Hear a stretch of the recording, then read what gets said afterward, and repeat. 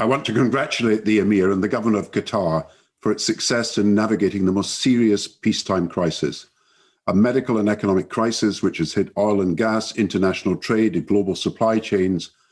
But throughout, Qatar has remained a beacon to the world as an outward-looking, globally engaged nation, with the Emir, to his great credit, stepping up his program of aid to countries in need, not least in global education. Now, in 1962, in a famous speech, President John Kennedy told America it should complement its declaration of independence with a global declaration of interdependence. And never have there been so many global problems, from pandemics to climate change, from financial instability to the refugee crisis and threats to peace, medical, economic, environmental, and social problems that are global, which need global solutions.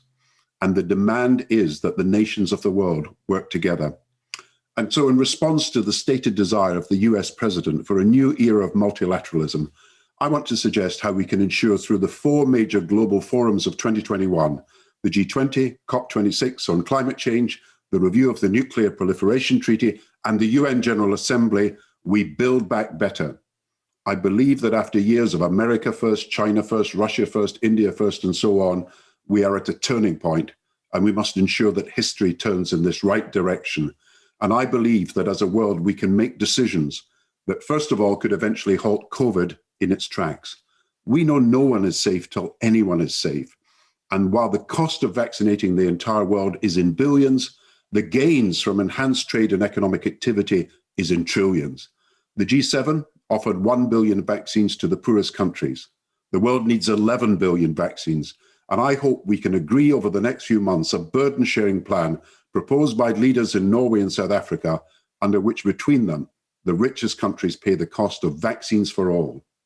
And if we can meet this medical challenge, then we can obviously then meet and master the economic challenge. I chaired the G20 in 2009 during the global financial crisis, and I know the world is currently at risk of a two-speed world economy. America and China growing fast, the Middle East, Central Asia, Africa, Europe at half what the Americans and Chinese are doing. And to avoid that, we need global fiscal and monetary coordination to ensure balanced growth, debt restructuring to enable low-income countries to recover, a renewed emphasis on our sustainable development goals to ease poverty, and synchronized investment in our infrastructures that, as the IMF has shown, would, if synchronized, add 2 trillion to world economic output. Now, such an agreement is possible in the G20 in November, and it could be the starting point for a successful COP26 climate change summit in Glasgow.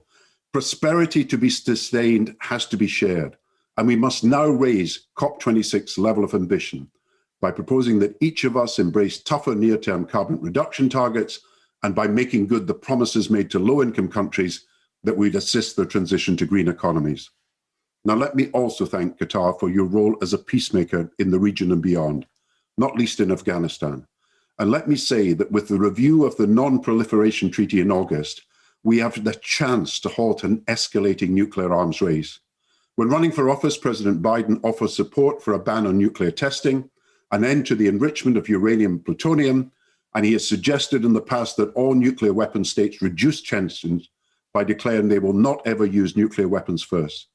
And this is an offer that will reduce the role of nuclear weapons in defense strategies and make ourselves a more peaceful world. Now, not all will be achieved in 1 year, but I say to you that the message that can go out from a forum as prestigious as this is that a new era of cooperation is on the way. We can make our world a healthier, safer, greener, and fairer place. And this is a message that can be heard in every continent and reverberate everywhere to the benefit of us all. Thank you.